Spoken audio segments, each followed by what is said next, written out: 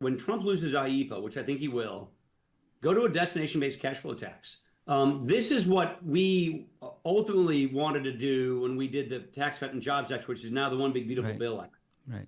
because that's very pro-manufacturing, that's pro-reshoring, Yeah. and it's pro-innovation, and it actually taxes your trade deficit, but it does it in a way that is simpatical with other countries. Yeah. It is not a tariff, trade war inducing move.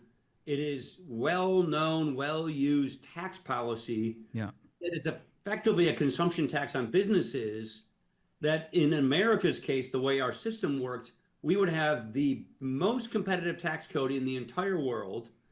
It would be good for business, good for locating businesses in America, good for innovation. And if we're going to get addicted to all this tariff revenue, which I think we are, and I wish we weren't, this is a better way at getting even more revenue Yeah. from the same source, from the trade deficit, and while having better economic policy. So Yeah. I think that's a smarter way to go.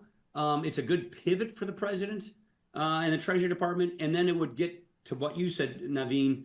It would be a pro-technology, pro-investment, pro-capital expenditure, competitive industry, competitive tax code, which would help us get these industries here and help us compete in the world, and would open up trade with other countries. Yeah, so I'm so glad you raised this idea and that you wrote about it. I know it was getting a lot of attention.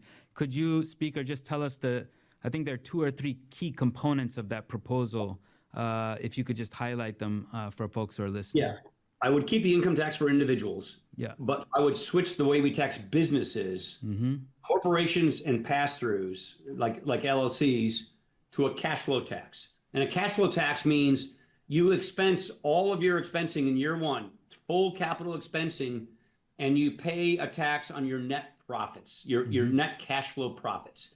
It's not a VAT tax, but it looks like one. It has wages being deductible, so it's very pro-labor, but it looks like a consumption tax based on its tax base, but it's very pro-American, very pro-expensing, very pro-labor, and it border adjusts so that you tax your imports coming into your country and you take your tax off your exports leaving your country, and you pay a cash flow tax on your net profits after expenses, including labor expenses.